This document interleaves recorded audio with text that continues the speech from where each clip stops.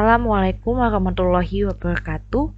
Perkenalkan, kami dari kelompok 4 Kultur Jaringan Tumbuhan akan memaparkan hasil PFH kami, yaitu Praktikum from Home dengan judul Kultur Jaringan Kacang Kedelai. Kami beranggotakan Amelia Ratna dan tim Milenia, Fadla Maulida, Laras Afwani, dan Novita Sari.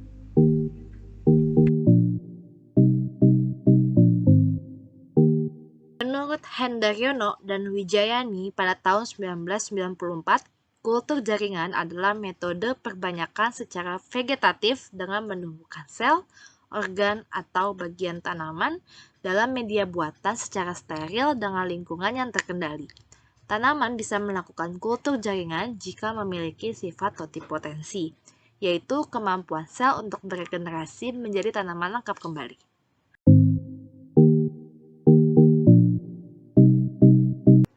Kedelai merupakan tanaman semusim yang banyak dibudidayakan di Indonesia dengan karakteristiknya berupa semak rendah, tumbuh tegak dengan tinggi 40 hingga 90 cm, bercabang, dan memiliki daun tunggal serta daun trifoliat, serta memiliki rambut pada daun dan buah polong tidak terlalu padat.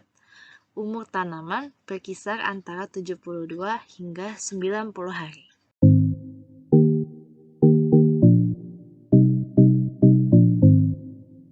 Selanjutnya ada growth regulator atau zat pengatur tumbuh. Zat pengatur tumbuh merupakan senyawa organik bukan nutrisi tanaman yang aktif dan terdapat dalam konsentrasi yang sangat rendah, kurang dari 1 mikromolar, bertujuan untuk merangsang, menghambat, atau merubah pertumbuhan dan perkembangan tumbuhan secara kuantitatif maupun kualitatif. Zat pengatur tumbuh ini dapat dihasilkan alami oleh tanaman, yaitu bersifat endogen, atau kita tambahkan ke dalam media kultur atau sintetik, yaitu eksogen.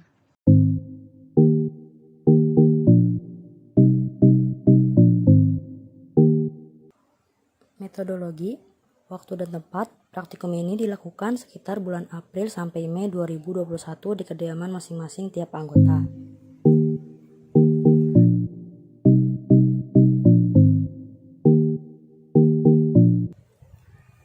Alat dan bahan.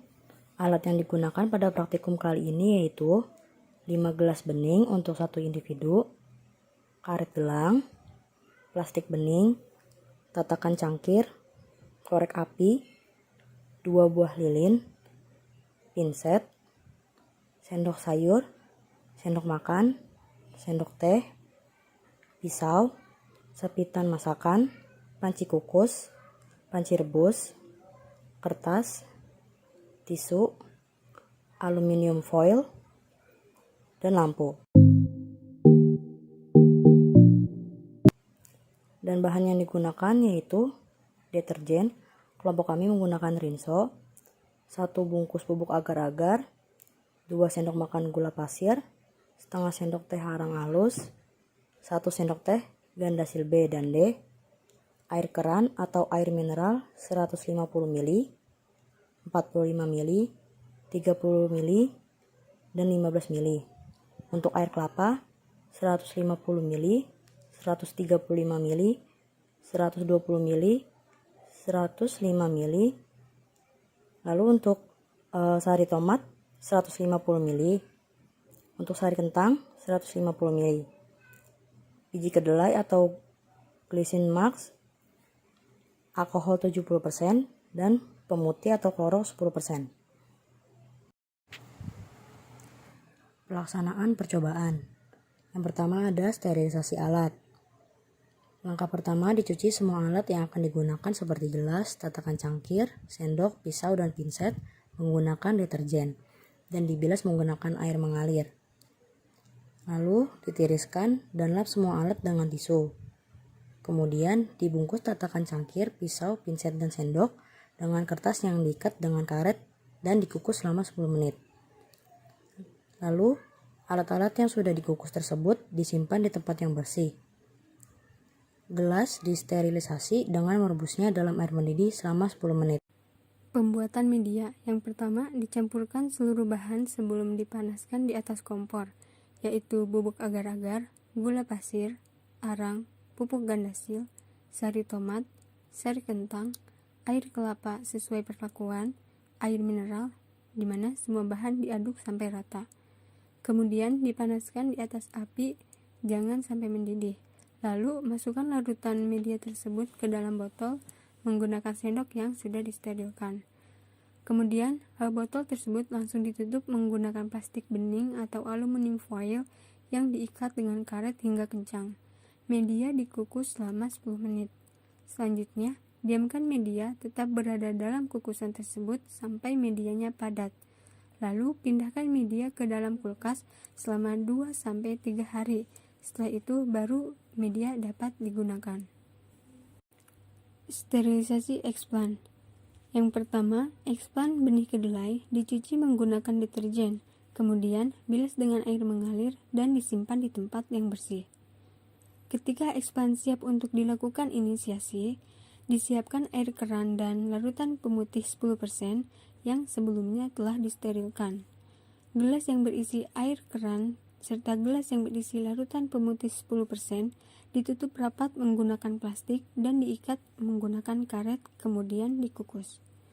Saat mulai inisiasi, eksplan atau biji dimasukkan ke dalam larutan pemutih dengan digoyangkan selama 3-5 menit. Setelah itu, benih dipindahkan ke air keran, digoyang-goyangkan selama 5-10 menit, di mana masing-masing cairan terlebih dahulu disterilisasi. Benih yang sudah steril ditaruh di piring kecil, pastikan sudah steril. Kemudian benih siap ditanam.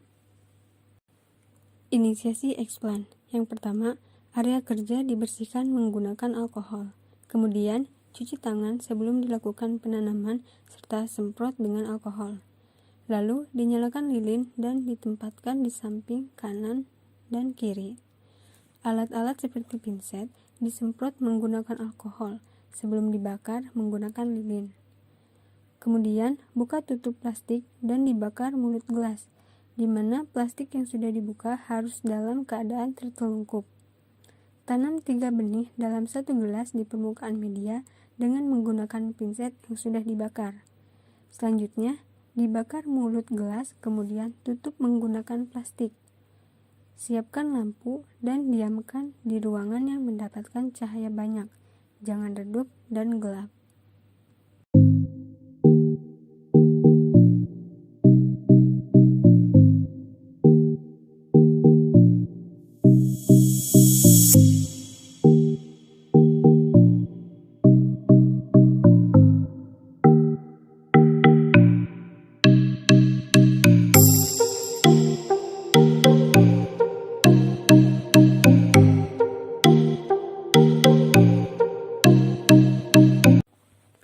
Untuk pengukuran itu sendiri, diamati tingkat kontaminasi H+7 hari setelah tanam, jangan sampai ada kontaminasi, serta pertumbuhan kecambah yang muncul terlebih dahulu, apakah akar, tunas, atau kalus.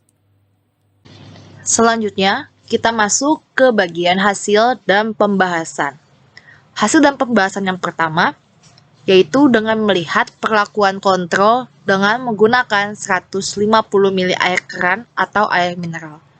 Pada percobaan pertama di suhu ruang, masing-masing gelas 1, 2, 3, 4, dan 5 mengalami kontaminasi di 2 hari setelah tanam, dengan persen kontaminasi sebanyak 100%. Lalu, pada percobaan 1, terdapat 2 kontaminan yang berperan. Pada gelas 1 dan 3, kontaminannya adalah jamur karena media dan eksplannya kering serta terlihat hifa berwarna putih. Sedangkan gelas yang lain diidentifikasi bahwa kontaminannya adalah bakteri, yaitu bakteri anaerob karena media berwarna putih kecoklatan di bagian permukaan maupun di bawah permukaan dan juga berlendir. Kita indikasikan bahwa bakteri ini adalah bakteri Bacillus species. Selanjutnya, pada percobaan 2, terlihat bahwa kontaminasi berbeda-beda hari setelah tanamnya. Pada gelas 1, 2, 3, kontaminasi di hari 15 setelah tanam. Sedangkan gelas yang lain kontaminasi di 18 hari setelah tanam. Dengan persen kontaminasi yang berbeda-beda juga, mulai dari 80% hingga 97%. Pada percobaan 2, kontaminan yang teridentifikasi yaitu bakteri. Sama dengan percobaan 1, permukaan media dan bagian dalam media itu terdapat lendir dan berwarna putih kecoklatan.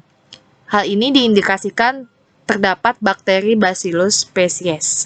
Pada media air kelapa 100% didapatkan hasil percobaan 1 semua terkontaminasi oleh jamur, tetapi pada percobaan 2 tidak ada yang terkontaminasi. Hal ini karena pada percobaan 1 setelah inisiasi, media dibiarkan pada suhu ruang, sedangkan pada percobaan 2 setelah inokulasi, media diletakkan di dalam lemari pendingin. Tetapi walaupun pada percobaan 2 tidak terkontaminasi, hasilnya sama seperti percobaan 1, yaitu tidak adanya biji yang berkecambah. Pada percobaan ketiga, dengan air kelapa 90% dilakukan 2 kali percobaan. Pada percobaan pertama, rata-rata terkontaminasi pada hari kedua dan hari keempat. Pada gelas pertama itu terkontaminasi pada hari ke-7 setelah tanam dengan persen kontaminasi 50%. Kontaminasinya itu adalah bakteri dengan permukaan media berlendir berwarna putih. Percobaan pertama dengan gelas kedua terkontaminasi pada hari kedua. Persen kontaminasinya 10%, kontaminasi bakteri dengan permukaan media berlendir berwarna putih. Percobaan pertama gelas 3, umur terkontaminasinya 4 hari setelah tanam, terkontaminasi 100%, kontaminasinya ada jamur dan bakteri. Percobaan 1 gelas keempat, ada terkontaminasi 4 hari setelah tanam, terkontaminasi 100%, kontaminasinya adalah dengan jamur, permukaan media terdapat gelembung putih dan terdapat spora. Percobaan 1 gelas 5, terkontaminasi pada hari keempat setelah tanam, terkontaminasi 90%, kontaminasinya adalah jamur dengan permukaan media terdapat gelembung putih dan spora. Pada percobaan 2 gelas pertama, terkontaminasi umur 4 hari, terkontaminasi 90%, kontaminasinya ada jamur dan bakteri yang terdapat gelembung putih serta spora dan media terangkat dari dasar gelas. Percobaan 2 gelas 2 terkontaminasi 100%, terkontaminasi oleh jamur dan bakteri. Percobaan 2 terkontaminasi umur 7 hari setelah tanam. Percobaan 2 gelas 3 terkontaminasi pada 7 hari setelah tanam. Terkontaminasi 100%, kontaminasinya ada jamur dan bakteri dengan permukaan terdapat gelembung putih serta adanya spora. Percobaan 2 gelas 4 terkontaminasi 7 hari setelah tanam. Persen kontaminasinya 100%, kontaminasinya ada jamur dan bakteri yang permukaan medianya terdapat gelembung putih serta spora dan media terangkat dari dasar gelas. Percobaan 2 gelas 5 terkontaminasi 7 hari setelah tanam. Terkontaminasinya 100%, kontaminasinya ada jamur dan bakteri serta permukaan media terdapat gelembung putih dan terdapat spora serta media terangkat dari gelas. Percobaan media 4 dengan konsentrasi air kelapa 80%. Di sini terdapat 2 kali percobaan dengan 5 gelas, berarti totalnya ada 10. Pada percobaan pertama, semua terkontaminasi 100%. Pada percobaan pertama gelas 1, tekstur medianya tuh kering, ada gelembung berwarna putih, hifa berwarna coklat. Diasumsikan adalah Bacillus sp. Percobaan 1 gelas 2, kontaminasinya itu bakteri dan kapang. kontaminasi percobaan 1 gelas 3 diasumsikan terkontaminasi bakteri Bacillus sp. Percobaan 1 gelas 4 terkontaminasi bakteri dan kapang. Percobaan 1 gelas 5 itu terkontaminasi bakteri dan kapang. Pada percobaan 2 gelas pertama, dia hanya terkontaminasi 10%, diasumsikan adalah kontaminasi bakteri. Percobaan 2 gelas 2, itu dia terkontaminasi 20%, diasumsikan berlendir, terdapat jamur berwarna putih abu-abuan, itu Penicillium sp. Percobaan 2 gelas 3, persen kontaminasinya 10%, terkontaminasi oleh bakteri. Percobaan 2 gelas 4, persen kontaminasinya itu 20%, itu dia terkontaminasi oleh bakteri. Percobaan 2 gelas 5, terkontaminasi 40%, diasumsikan terkontaminasi oleh bakteri. Selanjutnya ada percobaan 5 yang menggunakan media air kelapa 70%. Pada percobaan ini hanya dilakukan sekali percobaan, karena pada gelas 1, 2, dan 3 tidak terkontaminasi sama sekali. Tetapi pada gelas 1 dan gelas ketiga, terdapat bercak putih pada pinggiran gelasnya. Dan pada gelas keempat, terjadi kontaminasi pada hari ke-22 dengan persen kontaminasi 3%, adanya kontaminasi bakteri pada media, serta pinggiran medianya berwarna putih. Dan pada gelas kelima, terkontaminasi pada 9 hari setelah tanam, persen kontaminasinya 5%, kontaminasinya diasumsikan atau diperkirakan adalah bakteri yang berada pada eksplan serta media berlendir dan berwarna putih. Terima kasih. Bagian terakhir adalah kesimpulan. Berdasarkan praktikum yang kami lakukan, terdapat beberapa kesimpulan. Yang pertama, waktu kontaminasi berkisar 1-2 hari pada percobaan 1.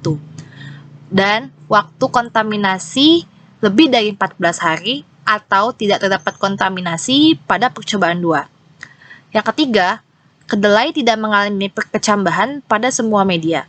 Hal ini karena penempatan di lemari pendingin yang menyebabkan biji dalam keadaan dorman.